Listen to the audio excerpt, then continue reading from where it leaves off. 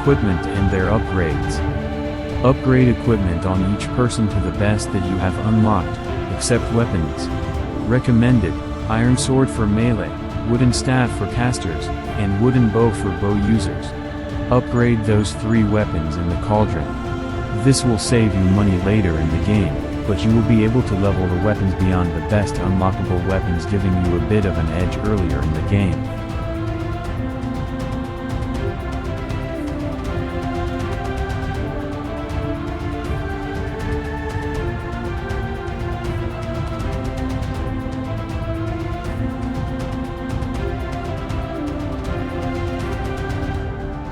Do your best to reach 5 stars before you kill your final boss.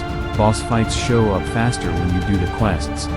The following items will get you fire, ice, lightning and darkness to use on creating stuff in your cauldron.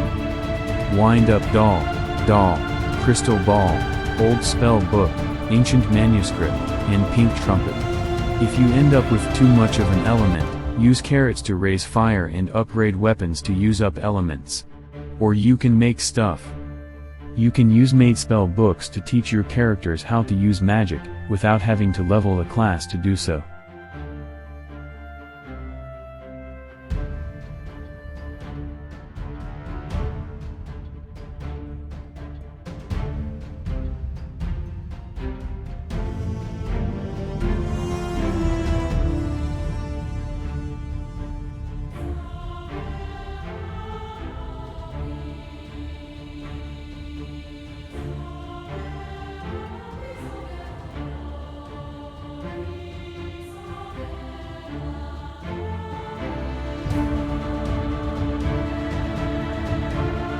You can do as many monster quests as you have people to send out.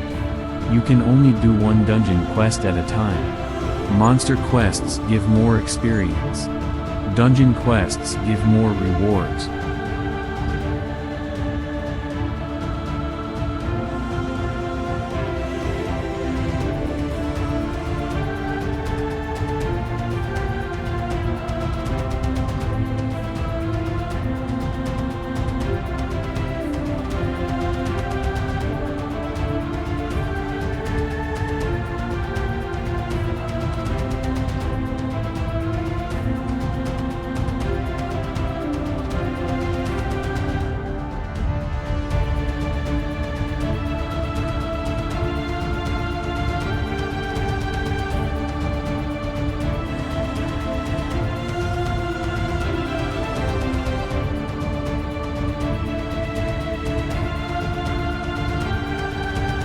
Titles are unavoidable, but earning them earns you resource points.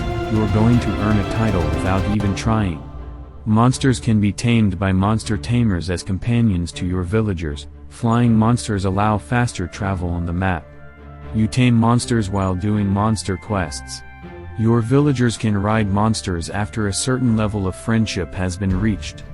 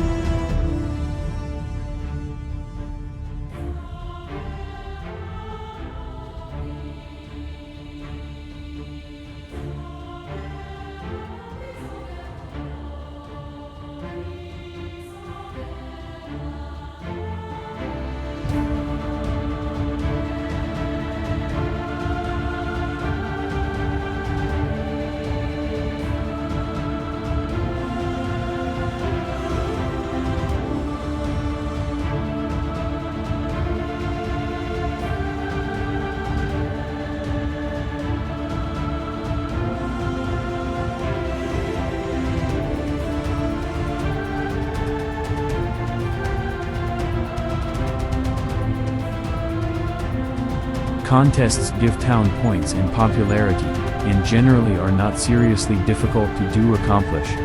Some will be difficult, only because you cannot complete sections of the individual contest until you get to another map.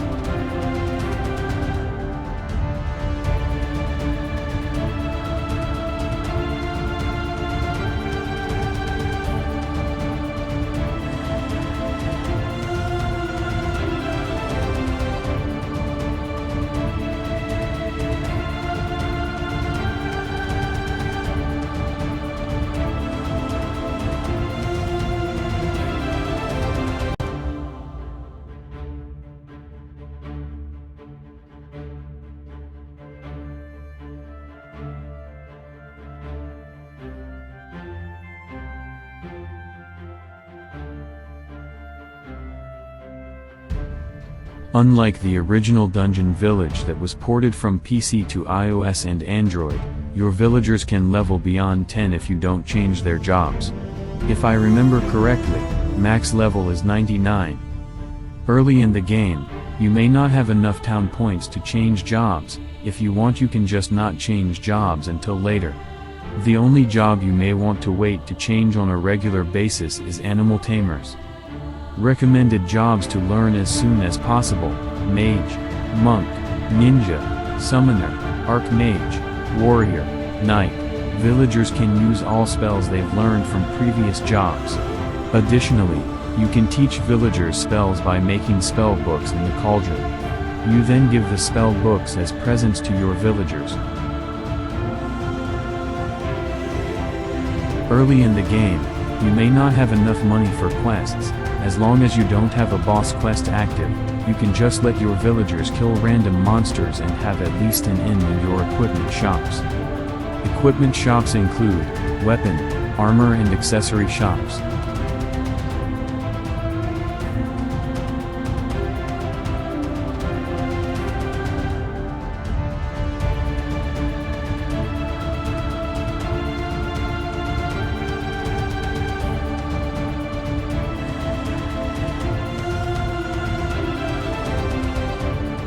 If you are collecting titles, make sure you do each event at least 7 times. Events not only increase stats on your villagers, they will earn you a few town points, and even the events for villager stats will earn you some popularity points for medals.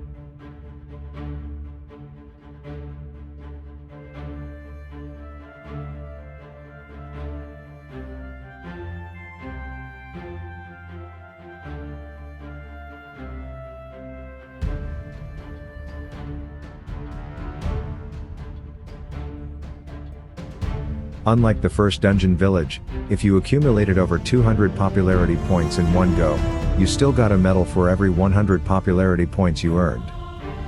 In Dungeon Village 2, if you earn more than 200 popularity points in one go, you will only get one medal, so be careful and avoid accumulating too many popularity points at one time if you're collecting medals for your villagers. I've also noted that medals seem to not come as often in later maps, so get as many as you can in the first map. Even though you will unlock new villagers in later maps, you will have a good number of medals for jobs like Hero, where you need 5 medals on a villager. I think you have to have 10 to give the highest job to a villager.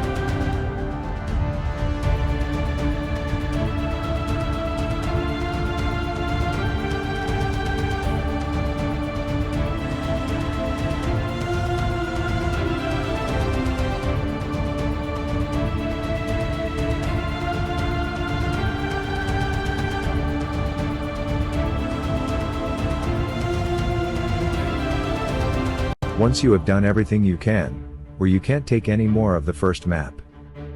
You need to remove your castle, and travel points from your village to use in the next village. If you have a lot of money, go buy stuff from the store that you can sell to the store in your next map. When you move to a new map, you start out with minimal money, and 0 town points and crystals,